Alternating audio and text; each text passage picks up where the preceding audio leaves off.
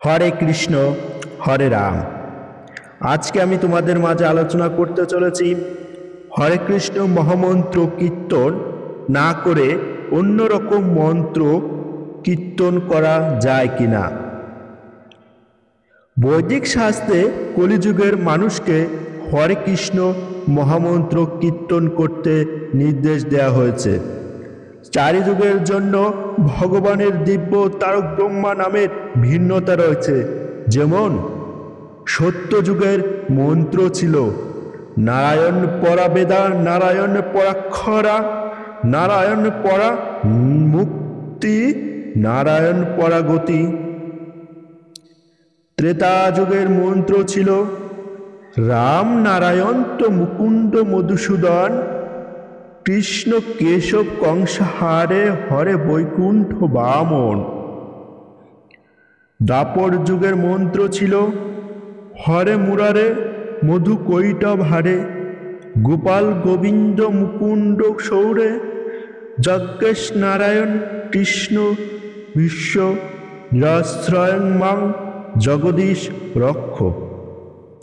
কলিযুগের মন্ত্র হল হরে কৃষ্ণ কৃষ্ণ কৃষ্ণ হরে হরে, হরে রাম রাম রাম হরে হরে। কলি সন্তরণ উপনিষদে বলা হয়েছে হরে কৃষ্ণ কৃষ্ণ কৃষ্ণ হরে হরে, হরে রাম রাম রাম হরে হরে। ইতি ষোড়শঙ্কং নম্বং কলিং শাসনং সনম নাত পরতরূপয়ং সর্ববেদুষ দৃশ্যতে। অর্থাৎ 16 নাম বিশিষ্ট এই হরে কৃষ্ণ মহামন্ত্র কলির কলুষ নাশকারী। এর থেকে অন্য কোনো শ্রেষ্ঠ উপায় সমস্ত বেদ শাস্ত্র দেখা যায় না।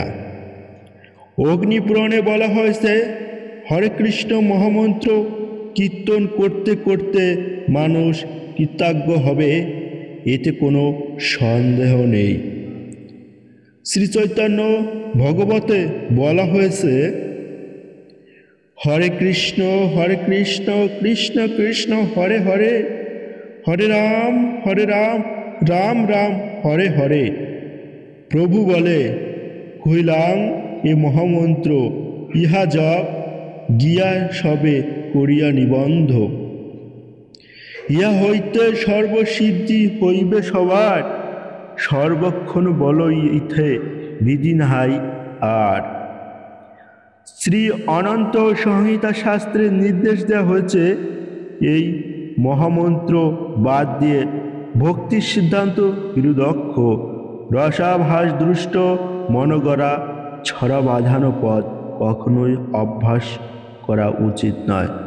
বর্জয়তাং তুং নৈমাং তদং দুর্জনৈং পরিকল্পিতম ছন্দে বিদ্যং সুধিন্তং রিবিধং নভস্য পতনম। জয় শ্রীকৃষ্ণ, জয় শ্রীকৃষ্ণ।